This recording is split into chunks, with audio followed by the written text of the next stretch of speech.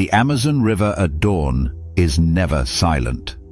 Mist clings to the water's surface, curling upward into the humid air, while cicadas vibrate unseen in the canopy. Beneath the slow-moving currents, a presence stirs that is neither predator nor prey in the ordinary sense.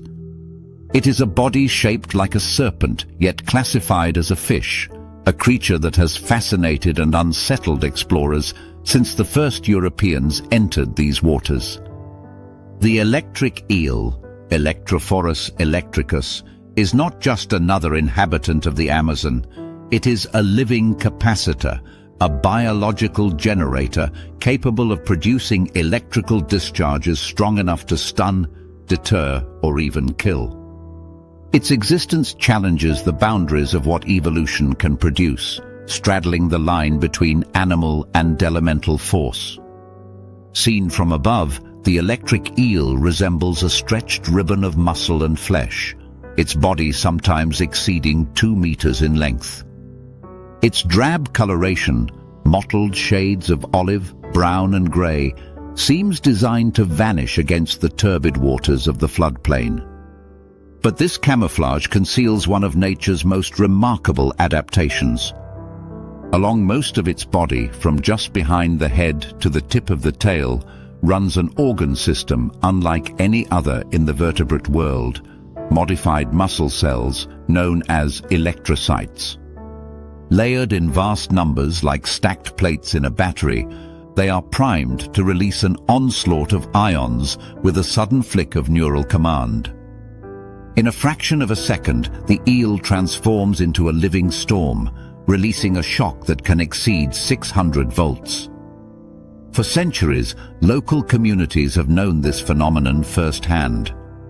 Wading through shallow streams during the rainy season, fishers recount encounters in which an eel, disturbed by their steps, suddenly leaps from the water. In that moment, the fish presses its moist, conductive body against human skin and discharges its electricity directly into flesh. The effect is immediate and violent. Muscles seize, balance shatters, and the victim collapses back into the water. Some scientists only recently confirmed this behavior, observing that electric eels will rise vertically out of the water to deliver more efficient shocks against large threats. By pushing their current across the interface of air and skin, the eel maximizes the resistance and ensures its energy penetrates into the intruder. It is as though the animal has engineered a biological cattle prod, a strategy refined not by human ingenuity, but by millions of years of survival. Beneath this startling defense lies a subtler truth. Electricity for the eel is not merely a weapon. It is a language, a way of sensing and controlling the environment.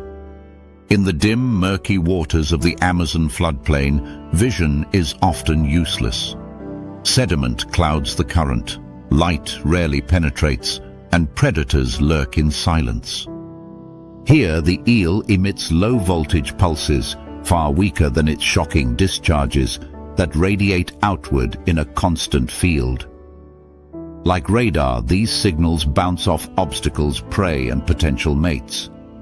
The eel interprets the distortions in its field through specialized receptors in its skin, constructing a three-dimensional map of the world unseen by other creatures. In this sense, the eel lives in a constant feedback loop of signal and response, navigating by its own internal sonar of electricity. The ecological role of this adaptation becomes clearer when observing the eel's hunting strategies. As night falls and smaller fish emerge from their refuges, the eel begins to patrol. A sudden burst of rapid electrical pulses, not unlike a machine gun's staccato, sweeps across the water column. These high-frequency volleys do not kill. Instead, they exploit the nervous systems of nearby prey, overwhelming their muscles with involuntary contractions. Small fish hidden in vegetation are betrayed by spasms, twitching uncontrollably and revealing their positions. The eel seizes upon this opportunity, lunging with the precision of a predator that has paralyzed its quarry before the chase even begins. What follows is almost anticlimactic: a gulp, a swallow, and silence once again. Evolution has allowed the eel to circumvent the need for speed or stealth. It wins not by pursuit, but by hijacking the physiology of its victims. In the broader ecosystem, the electric eel occupies an unusual niche.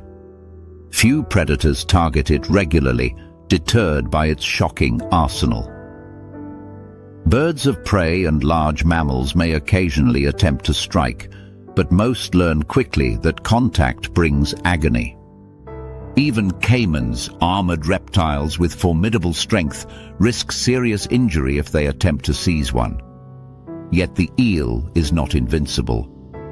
During prolonged droughts, when pools shrink and oxygen levels plummet, the eel must rise to the surface to gulp air.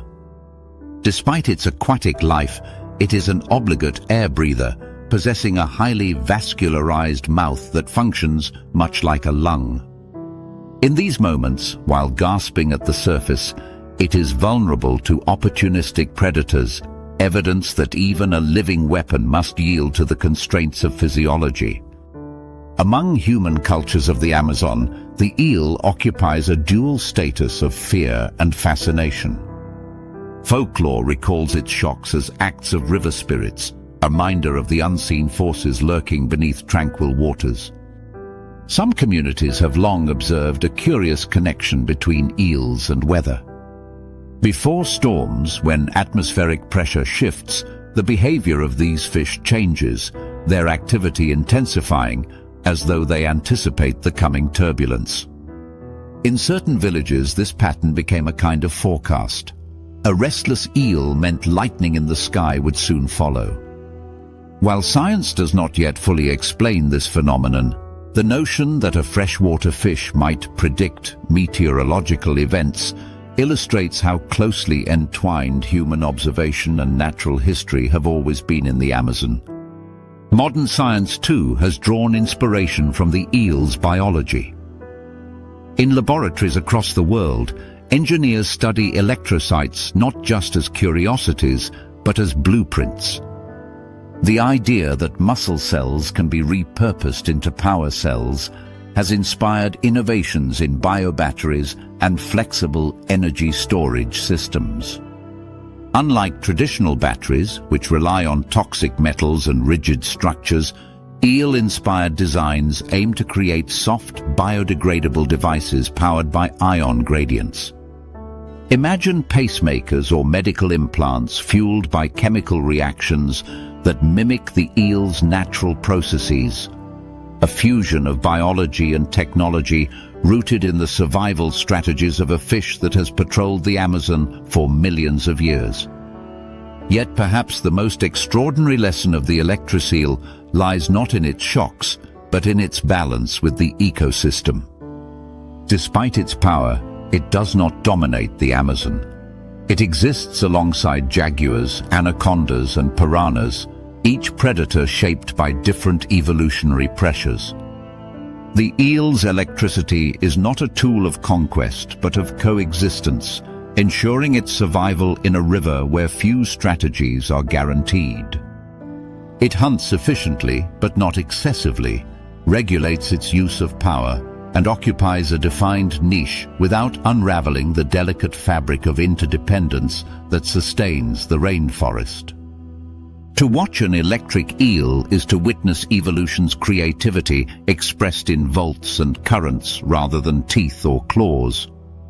It is a reminder that survival is not only about strength or speed, but about adaptation, the ability to turn biology into innovation, to thrive in conditions where others falter. The eel embodies the Amazon's deeper truth. This is a world where every organism, no matter how strange, finds a role within the endless cycles of water, heat, and life.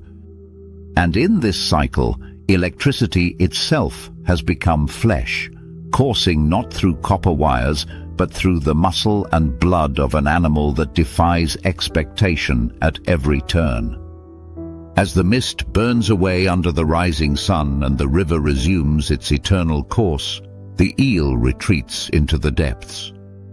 It remains unseen, waiting for the next disturbance, the next prey, the next moment to release its hidden storm. The waters look calm, but beneath them swims a living battery, a creature that turns the very laws of physics into an instrument of survival. To enter its territory is to enter a world where electricity is alive, where the unseen currents of biology ripple with the same energy as the storms that roll across the Amazon sky. In the lowland rainforests of the Amazon basin, the silence of the understory is deceptive. Beneath broad leaves dripping with condensation, among buttressed roots slick with moss, moves one of the most infamous creatures of the jungle. It is not a jaguar, nor anaconda, nor piranha that claims this notoriety, but something small enough to vanish against the bark of a tree. The bullet ant, Paraponera clavata, carries no fearsome jaws, no massive coils, no glinting teeth. Its weapon is smaller, subtler, yet more devastating.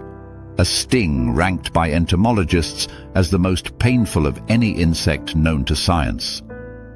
To encounter it is to step into a prison of fire and paralysis, a punishment that grips the body for hours and refuses release. The bullet ant is a creature of paradox. At a glance it looks unremarkable, even plain. A glossy black ant about the length of a paperclip, its segmented body moving with steady precision along vines and trunks. Colonies often situate themselves at the base of large trees, their trails threading upward into the canopy where they forage for nectar, small arthropods, and plant secretions. Their nests are relatively modest compared to the sprawling empires of leafcutter ants or army ants. A single bullet ant colony may contain only a few thousand individuals, organized in a hierarchy with workers, soldiers, and a queen. They are not legionaries sweeping the forest floor in waves, but disciplined sentinels commanding territory with the confidence of a predator armed with a deterrent few dare to challenge. That deterrent is delivered through a sting evolved with surgical precision. Like many ants, bullet ants belong to the subfamily Ponerinae, which retain the wasp-like stinger lost in many other lineages. The stinger is long, retractable, and connected to venom glands that secrete a cocktail dominated by a neurotoxic peptide called poneratoxin. When injected, this compound interferes with voltage-gated sodium channels in nerve cells, effectively scrambling electrical signals and triggering waves of uncontrolled pain. Unlike venoms that aim to incapacitate quickly, the fast-killing toxins of spiders, scorpions, or snakes, bullet ant venom prioritizes deterrence through agony. It does not need to kill a predator outright. It only needs to ensure that the memory of the encounter is so excruciating that no predator ever attempts it again. Entomologist Justin Schmidt, who famously created the Schmidt Sting Pain Index, described the bullet ant's sting as pure, intense, brilliant pain. Like firewalking over flaming charcoal with a 3-inch nail embedded in your heel. His words capture only part of the reality. Victims often report trembling, sweating, nausea, and even hallucinations in the hours that follow. The pain does not fade quickly. It surges and recedes, gripping the nervous system for up to 24 hours, hence the nickname, the 24-hour pain prison. For humans who stumble into nests or brush against patrolling workers, this encounter becomes an unforgettable initiation into the harsh truths of the Amazon. But among the Satere Mawe, an indigenous people of Brazil, the bullet ant is not merely an accident of suffering. It is a tool of transformation. Their coming-of-age ritual for boys demands direct confrontation with this insect's power. Warriors of the tribe collect bullet ants, sedating them briefly with smoke before weaving them into woven gloves of palm fiber. Dozens of ants, their stingers pointed inward, await the boy's hand. When the sedation wears off, the ceremony begins. The boy must wear the gloves for 10 minutes, his flesh pierced again and again as the ants deliver volleys of venom. The ordeal is not performed once, but repeated 20 times over months or years, until the boy has proven his endurance. From the outside, this might seem like cruelty. But within the culture, it is a sacred test, a way of binding the individual to the community, of proving discipline, courage, and the ability to withstand suffering for the sake of identity. The pain is not meaningless. It is the crucible through which childhood is burned away, leaving the beginnings of adulthood. Anthropologists note that participants often enter trance-like states during the ritual, their bodies shaking uncontrollably, their minds pushed to hallucinatory thresholds. The venom's neurological effects, trembling, confusion, surges of adrenaline, combine with the cultural expectation of transformation. In this way, the bullet ant becomes more than an insect. It becomes a mediator between biology and belief, between the raw chemistry of venom and the symbolic construction of adulthood. Back in the forest, away from human ritual, the bullet ant continues its ecological work. It patrols the canopy as both predator and prey, feeding on nectar and small invertebrates, while avoiding the birds and lizards that dare to snatch them. Colonies defend their nests vigorously. Unlike army ants, they do not overwhelm intruders with numbers. Instead, they rely on the individual potency of each worker. A single sting is enough to send mammals retreating, to deter monkeys from raiding, to convince even resilient species like anteaters that these ants are not worth the risk. This balance allows the bullet ant to maintain territory without overextending. It does not need to dominate the entire forest. It simply needs to create a perimeter of pain around its nest. Their role in the ecosystem extends beyond deterrence. By foraging widely for nectar, bullet ants become incidental pollinators. Their movement between flowers ensures cross-pollination, contributing to the reproductive success of countless rainforest plants. In turn, they serve as prey for specialized predators that have evolved strategies to neutralize their sting. Certain species of phorid flies, for instance, lay their eggs inside bullet ants, the larvae consuming them from within. This gruesome parasitism demonstrates the same principle that governs all of Amazonian life. No adaptation, however formidable, guarantees absolute survival. The sting may deter a monkey or a human, but evolution always finds a counterbalance. The bullet ant also represents a reminder of how pain itself functions in the natural world. For humans, pain is often viewed as something to be avoided or eliminated, a flaw in the body's design. Yet here, pain is the very mechanism of survival. It is the message, not the side effect. By weaponizing pain, the bullet ant has crafted a survival strategy that echoes through the nervous systems of every creature it touches. Predators remember. Communities remember. Even science remembers, documenting its sting as the gold standard against which all other stings are measured. Pain, in this case, is not weakness but strength, a signal honed by natural selection to protect a lineage stretching back millions of years. Modern pharmacology has begun to explore this venom for medical potential. The very compounds that wreak havoc on nerve cells might also hold keys to understanding pain pathways, neurological disorders, and even novel anesthetics. What if the secret to controlling pain lies hidden inside the insect that perfected its delivery? The paradox is striking. The world's most painful sting may one day inspire new treatments to reduce suffering. Once again, the Amazon reveals itself not as a theater of cruelty, but as a vast library of biochemical solutions encoded in the genes of its countless species. As dusk descends over the rainforest, the bullet ant colony continues its rhythms. Workers emerge along foraging trails, their antennae tasting the humid air, their movements precise and unhurried. To the untrained eye, they are just ants among millions. But to those who know, the satere mawe who revere them, the scientists who study them, the predators who avoid them, they are guardians of an ancient arsenal, carriers of a sting that turns the jungle's ordinary dangers into extraordinary ordeals. To meet a bullet ant is to meet the embodiment of the Amazon's philosophy. Survival is never granted without cost, and even the smallest creatures may wield forces out of proportion to their size.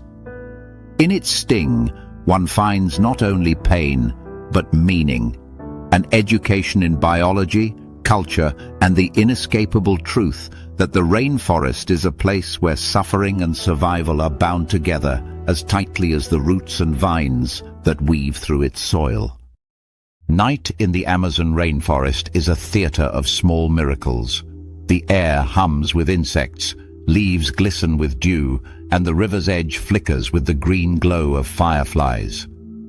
High above the forest floor, on the underside of a broad leaf that catches moonlight like a living stage, sits a creature that seems more apparition than animal. Barely larger than a thumb, delicate as glassware, the glass frog rests motionless. Its skin is translucent. Through its pale body, the faint outlines of organs are visible, and the steady throb of a heart can be seen pulsing red in miniature. To witness it is to imagine the impossible, a vertebrate that wears no concealment, as though the jungle itself has carved an X-ray into living flesh. At first glance, such fragility appears suicidal in a world of predators. A frog with transparent skin, its blood vessels, stomach, and even its bones revealed, would seem like an open invitation to birds, snakes, and insects hunting in the night. Yet the glass frog thrives. Its very vulnerability is its camouflage.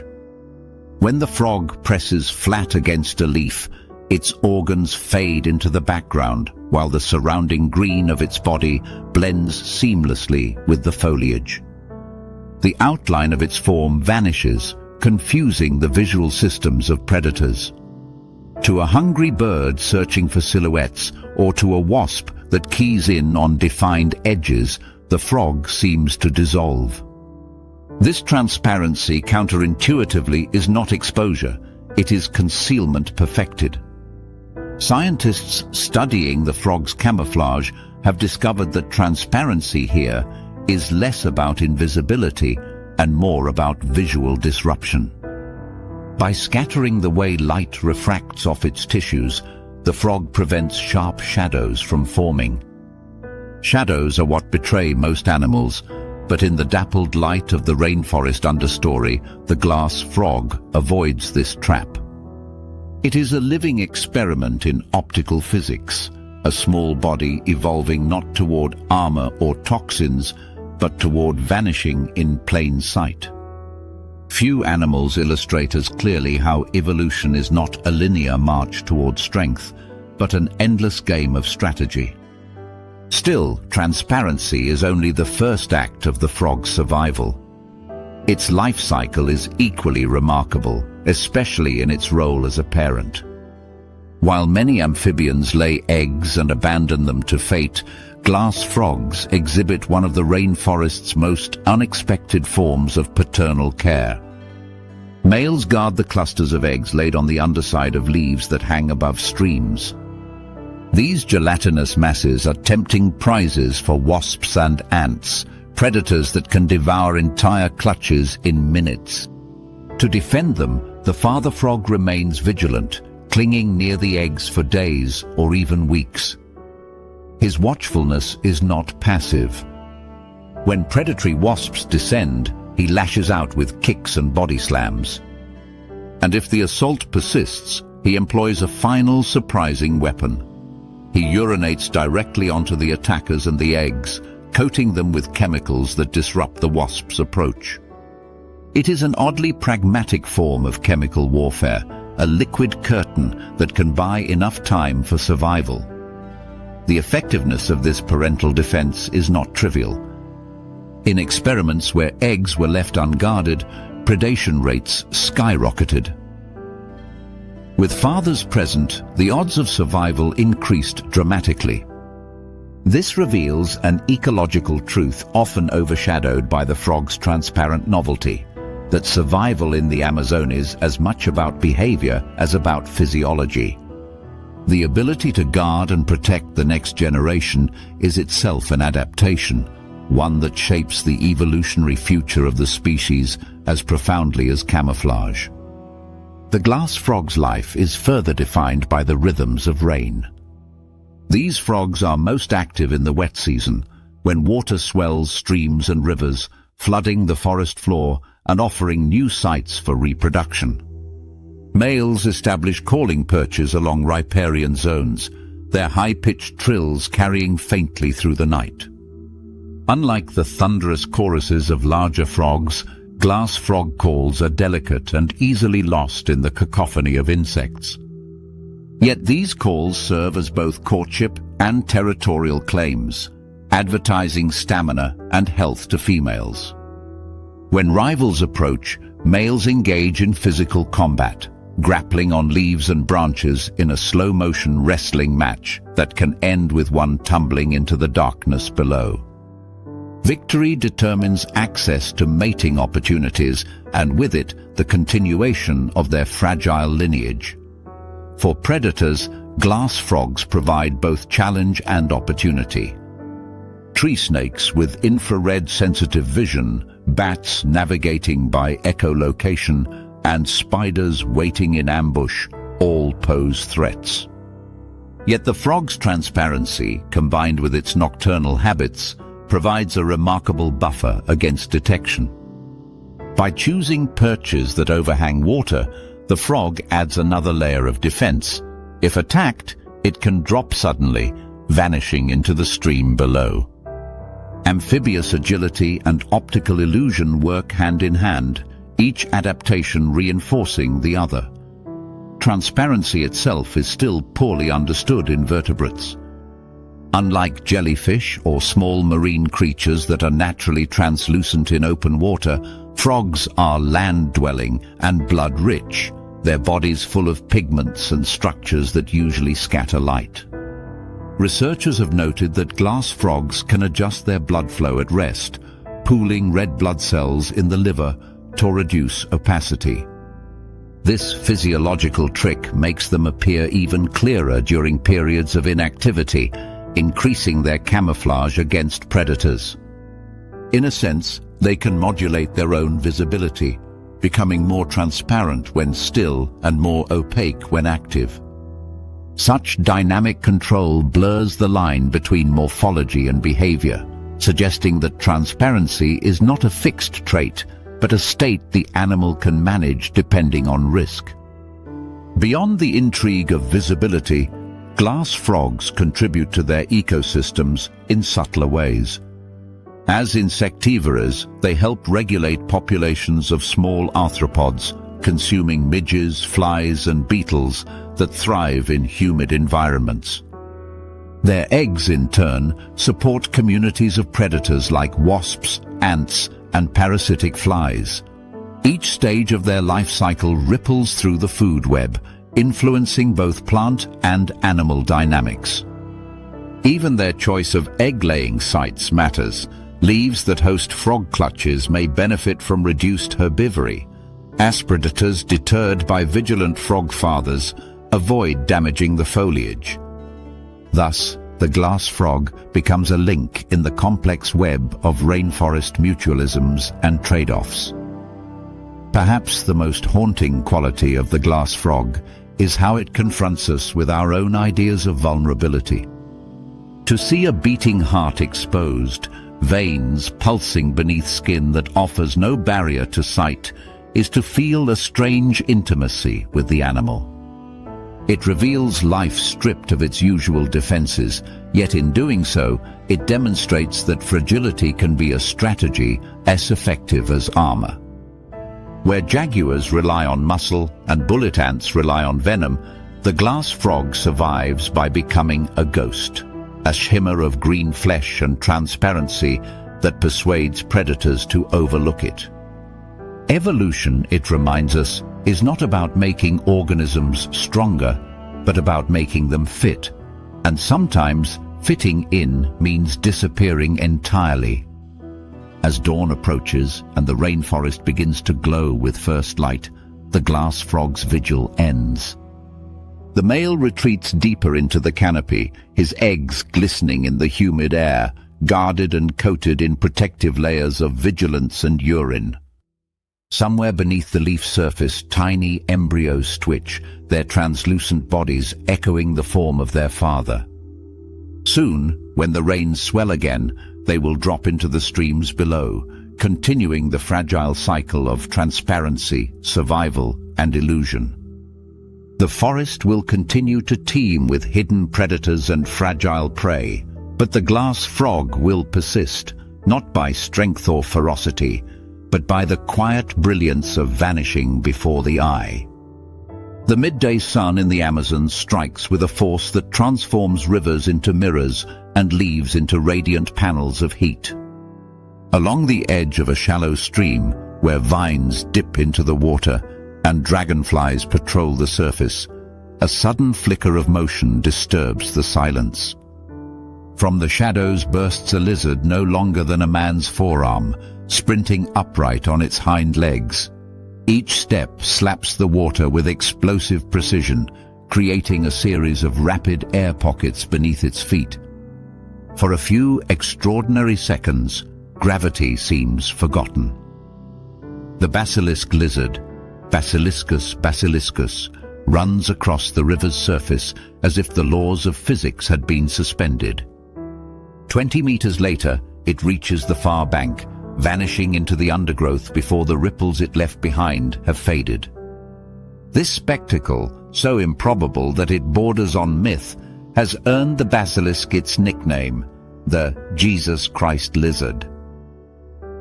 But the miracle has nothing to do with divinity. It is the result of evolution refining anatomy and behavior to exploit one of the rainforest's most unpredictable arenas, the water's surface. In a landscape dense with predators, from snakes coiling through the undergrowth to birds scanning from above, speed and escape are survival. The basilisk does not hide. Instead, it outruns danger on a pathway few other creatures can use. To understand this feat, one must look closely at the lizard's feet. Each hind foot is elongated, with toes that spread wide and are fringed with specialized scales. When the lizard slaps its foot against the water, the impact generates a pocket of air beneath it. The toes then curl upward as the foot pulls out, reducing drag and preventing the animal from sinking between strides. This cycle repeats up to 20 times per second, requiring immense muscular coordination and explosive power. The result is a sustained dash across water that can cover distances exceeding 6 body lengths in a single second. For perspective, this would be equivalent to a human sprinting across a swimming pool while never sinking below the surface. Yet running on water is only one half of the basilisk's strategy. When speed fails, or when the lizard is cornered, it shifts to an entirely different mode of survival. Without hesitation, it plunges beneath the surface, propelling itself with strong limbs and flattening its body against the current. Unlike many reptiles, basilisks are skilled divers, capable of remaining underwater for up to 30 minutes. This ability is not the product of gills or mystical adaptations, but of a combination of physiological and behavioral tricks. By slowing their heart rate and reducing activity, they minimize oxygen consumption. They can also trap air in small pockets along their lungs and throat, effectively extending their breath. In murky rivers thick with vegetation, this makes them almost impossible to detect. For predators, the chase ends abruptly. A lizard has vanished into the liquid labyrinth of roots and shadows, leaving nothing but a faint swirl of mud. The ecological role of the basilisk is complex. As an omnivore, it consumes a broad diet: insects, small vertebrates, fruits and flowers. This flexibility allows it to exploit multiple niches within its environment, contributing to seed dispersal as well as insect population control. Juveniles, more vulnerable to predation, lean heavily on insect prey, their agility making them efficient hunters of crickets, beetles and moths. Adults, larger and more secure, diversify their intake. In turn, basilisks themselves are prey for hawks, snakes and mammals, such as tyras. Their water-running behavior is not a party trick, but a refined escape tactic in a food web that constantly tests the balance between hunter and hunted. Thermoregulation is another key element of basilisk life. Like all reptiles, they are ectothermic, relying on external sources of heat to fuel activity. In the early mornings, basilisks can be seen perched on branches near rivers, soaking in sunlight with their bodies flattened to maximize surface area. Once warmed, they become astonishingly fast and reactive. Their metabolism, fueled by the heat, allows bursts of energy that enable the water sprint. In cooler hours, they become sluggish, their movements slower, their reliance on camouflage greater. In this way, their daily survival hinges not just on anatomy, but on an intimate dance with the sun's rhythms. The cultural significance of the basilisk extends far beyond biology. Indigenous communities have long woven its behavior into myth. Stories describe forest spirits racing across rivers, messengers between realms of land and water. The sight of a basilisk skimming the surface at dawn or dusk has undoubtedly fueled these beliefs, blurring the line between natural observation and spiritual interpretation. Even today, in villages along tributaries of the Amazon, the basilisk holds symbolic resonance as a creature that defies boundaries, an animal that demonstrates mastery over two elements without belonging entirely to either. From a scientific standpoint, the basilisk offers insights into biomechanics and hydrodynamics. Engineers have studied its gait to design robots capable of traversing fluid surfaces. By replicating the timing and force of the lizard's foot slaps, researchers hope to build machines that can move across ponds, swamps, or even disaster zones where unstable surfaces pose risks. The lizard, in essence, has become a biological model for locomotion beyond solid ground. Its evolutionary experiment in survival is now fueling human experiments in technology. Predator-prey interactions reveal the stakes of these adaptations. Raptors such as the roadside hawk, Rupornis magnirostris, can spot basilisks from above, diving with lethal speed. A lizard caught far from water often has no chance of escape. But when within range of a stream, the odds shift dramatically. The hawk must commit to the chase while the lizard bounds across the river's surface, using unpredictability as its shield. Similarly, arboreal snakes, patient ambushers along branches, force basilisks to rely on their sharp vision and explosive reflexes. Each encounter underscores the delicate tension of survival in a landscape where specialization defines both success and vulnerability. The basilisk's ability to dive for half an hour also opens another ecological niche: aquatic refuge. During dry spells, when streams shrink and predators become concentrated, basilisks can hide submerged among roots, effectively disappearing from the accessible landscape. Their ability to shift between arboreal perches, terrestrial sprints, aquatic dashes, and prolonged submersion makes them one of the most versatile mid-sized reptiles of the Amazon. They are neither fully aquatic like caimans nor fully arboreal like iguanas, but instead thrive at the intersection of worlds. One of the more surprising aspects of basilisk biology is their reproductive strategy.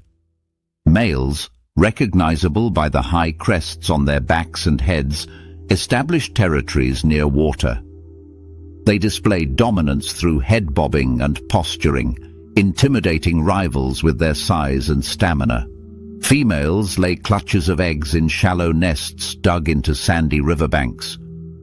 These eggs incubate for several months, exposed to the constant risk of flooding, predation, or desiccation. Yet the sheer number of offspring ensures survival of the lineage, with young basilisks hatching already capable of water running within days of birth. In fact, juveniles often rely even more heavily on the ability, their smaller size and lighter weight allowing them to skim surfaces with remarkable efficiency. As twilight descends, the river reflects streaks of orange and violet, and the basilisk emerges once more along the edges of its watery stage. A sudden rustle from the canopy sends it sprinting into the current, feet slapping like drumbeats, tail trailing like a whip. For a brief moment, the improbable becomes ordinary.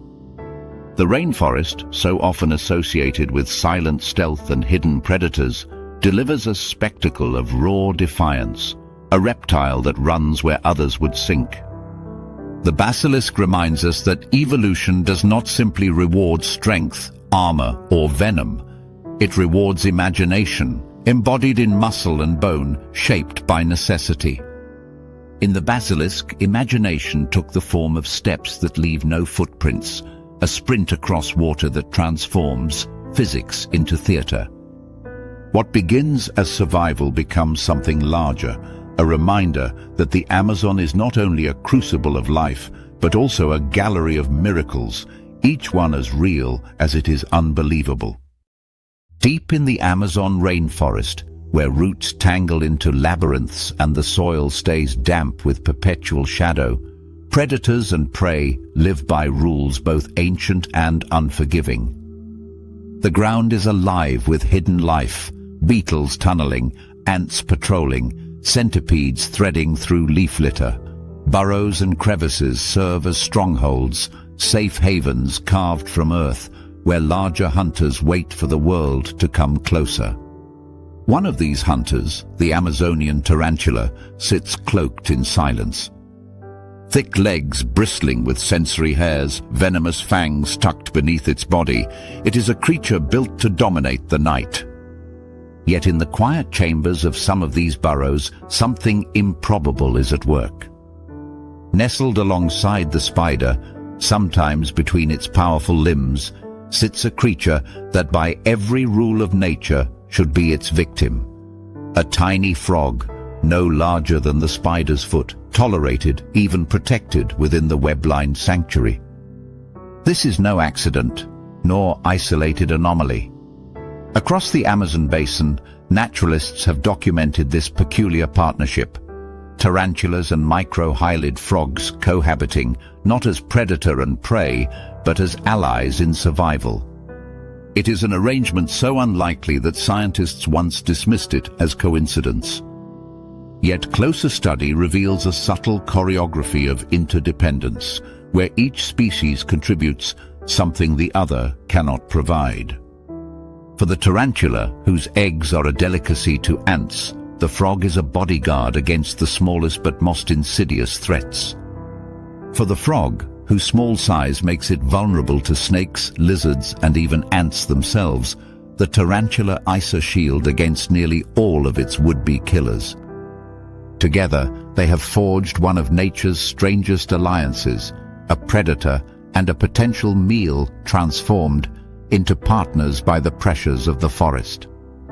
The tarantula's life is precarious, even in its strength. Its venomous bite subdues insects, amphibians, and even small vertebrates, while its urticating hairs irritate the skin and eyes of larger attackers. But when it lays eggs, sealed in silken sacs within the burrow, its defenses become less effective. Ants, particularly army ants and predatory species like Eciton burchelli, can infiltrate and overwhelm even a formidable spider. To them, eggs are concentrated protein, soft and defenseless, and once a column finds the nest, destruction follows. A tarantula cannot guard every angle of its burrow, nor can it easily detect the minute advances of ants in their hundreds. It needs an ally equipped to meet the danger on a smaller scale. Enter the frog. Most often these companions are tiny microhylid frogs, such as Chiasmocles ventrimaculata. Barely a few centimeters long, they are specialists in consuming ants and termites, their narrow mouths adapted for picking off small insects one by one. While to most predators these frogs are an unremarkable snack, within the spider's burrow they become indispensable. By devouring ants before they can reach the egg sacs, the frogs provide a service that even the tarantula cannot match. They act as guardians of the next generation, patrolling at scales the spider's size renders inaccessible. For the frog, the arrangement is equally vital. Alone in the forest, a frog so small faces overwhelming odds of survival. Snakes and birds pluck them from leaves. Insects, particularly predatory ants, can swarm them. Even larger frogs might consume them without hesitation. But within the tarantula's burrow, threats diminish. The looming presence of the spider deters nearly all predators, and its silken retreat offers shelter from environmental stress, stable humidity, buffered temperatures, and protection from drying winds. For the frog, the burrow is a fortress. Its price of entry is simple: consume the enemies that the tarantula cannot. What makes this partnership especially fascinating is the tarantula's recognition of the frog as an ally rather than prey. Observers have noted spiders carefully handling frogs, even gently repositioning them, while showing no predatory behavior. In experiments, tarantulas have been offered frogs of different species, and only certain microhylids are spared, suggesting that chemical signals on the frog's skin may identify them as partners. These frogs produce noxious secretions that make them unpalatable to many predators, and it is possible the spider has evolved to recognize these cues as a marker. This is not food, but an asset. Such selective tolerance hints at the emergence of symbiosis, a mutualistic relationship where both species benefit, sustained by natural selection. While not as dramatic as leafcutter ants cultivating fungal farms or cleaner fish grooming the bodies of reef giants, the tarantula-frog alliance stands out precisely because of its improbability. A frog should be food, a spider should be a threat. Yet in this tiny corner of the rainforest, necessity has rewritten the script. The ecological implications ripple outward. By protecting tarantula egg sacs, the frogs indirectly ensure the survival of one of the forest's top invertebrate predators. Tarantulas regulate populations of insects and small vertebrates, preventing outbreaks that could cascade through the ecosystem. Frogs, in turn, are shielded, ensuring their role as controllers of ant and termite populations remains intact. The partnership, small and hidden as it may be, contributes to the broader stability of the Amazon's complex web of interactions. Culturally, such alliances often feed into myth. In some indigenous traditions, The presence of frogs within spider burrows is seen as a reminder of forest harmony, a lesson that strength does not always mean domination, but sometimes protection. A spider that spares a frog challenges the simple binaries of predator and prey, opening room for stories about guardianship, reciprocity, and the unseen bargains struck in the wild. Scientists have even speculated that this arrangement may represent the early stages of co-evolutionary partnership. If tarantulas preferentially tolerate certain frog species and frogs preferentially seek out tarantula burrows, selection pressures may drive further adaptation. Over generations, frogs may evolve stronger signals to advertise their unpalatability, while tarantulas may sharpen their recognition to exclude imposters. What begins as a fragile truce could, in evolutionary time, solidify into a dependable alliance woven into the species' very biology. From a wider perspective, the tarantula-frog relationship exemplifies one of the Amazon's defining truths. Survival here often depends less on sheer strength than on strategic alliances. Bromeliads host pools that shelter tadpoles. Leafcutter ants farm fungi. Army ants march with birds in tow, the birds seizing prey flushed by the swarm. In this forest, cooperation emerges as often as competition. What at first appears strange, a spider with a pet frog, becomes simply another expression of life's tendency to find balance in unlikely forms. As night falls and the rainforest thickens with sound, the tarantula emerges from its burrow. Its legs probe the entrance, sensitive hairs detecting vibrations from the soil and air. Just behind, the small frog waits, motionless, its skin gleaming with moisture. An ant colony may be on the march somewhere in the distance, but here, for now, there is security.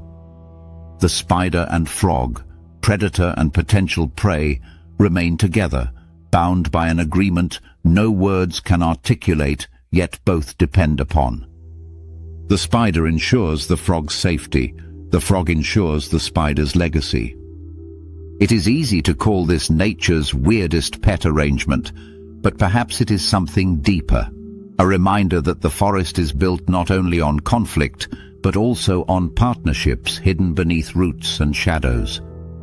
In the Amazon, where life tests every limit, even the unlikeliest friendships can become keys to survival. The forest floor of the Amazon is never still. Beneath the ferns, across the damp carpets of leaves, and within the twisted roots of giant trees, life moves in 1,000 invisible streams. But sometimes those streams converge into a tide. From a distance, it begins as a faint rustle, like dry rain pattering against earth. Then the movement thickens, spreading across soil and stone in waves. The ground itself appears to crawl. This is not wind nor flood, but an army, a column of hundreds of thousands of ants moving as one. They are the Eciton burkeli, the army ants of the Amazon, and their march is one of nature's most relentless spectacles. Individually, an ant is almost insignificant. Barely 2 centimeters long, its mandibles pinch with modest force, its sting is uncomfortable but not lethal, and its exoskeleton offers no armor against larger predators. But army ants are not individuals. They are fragments of a greater organism, cells in a superorganism whose power lies in coordination. A single colony may number 200,000 workers, all responding to chemical trails and tactile signals that bind them into a moving, breathing machine. Together they form a swarm front, a living carpet up to 20 meters wide, flowing across the forest like liquid muscle, consuming almost everything that fails to escape. The swarm front is not random chaos. At its core lies remarkable organization. Columns of ants extend outward, scouts probing for prey. Once a target is detected, an insect, a frog, even a bird's nest, pheromone trails ignite a feedback loop.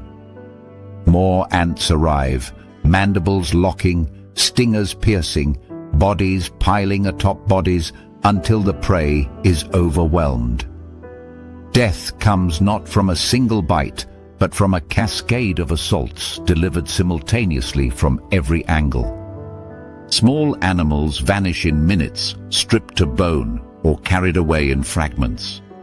Larger creatures, if immobile or trapped, suffer the same fate. Even snakes can fall victim if caught in the swarm's path. To witness it is to see the forest itself weaponized, its smallest inhabitants joined into an unstoppable tide. Yet army ants are not simply destroyers. Their ecological role is more complex, a paradox of devastation that creates renewal. By clearing swaths of insects, they prevent outbreaks that might otherwise imbalance the ecosystem. Their raids flush hidden animals from cover, providing food not only for themselves, but for others.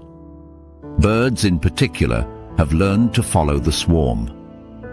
More than 50 species, known as ant followers, wait at the edges of the column. As the ants advance, they drive insects fleeing into the open where the birds strike.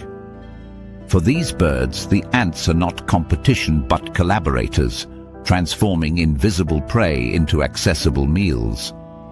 Some species, like the antbirds, rely so heavily on this strategy that their survival depends almost entirely on the raids. The ants themselves follow a cycle as disciplined as their raids. Unlike most ants, eciton colonies do not build permanent nests. They are nomadic, constructing temporary bivouacs out of their own bodies. Workers interlock their legs and mandibles, forming living walls and chambers that shelter the queen, brood, and eggs within. Each bivouac can last for days or weeks, then dissolves as the colony resumes its march. In this way, the colony itself is a mobile organism, a pulse of life that never roots itself too deeply. The Amazon, with its shifting rains and unpredictable resources, rewards such flexibility. Where other species perish in scarcity, army ants migrate to abundance. Humans too have long recognized their power. In rural communities, when a swarm approaches, people often vacate their houses, leaving the ants to sweep through.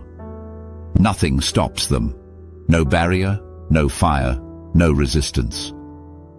But when the swarm moves on, the house is clean, stripped of cockroaches, spiders, and vermin. In this unintended service, the ants become both feared and tolerated, a destructive force that doubles as a purifier. For locals, the lesson is practical. One does not fight the swarm, one endures it. What makes their unity possible lies in their communication.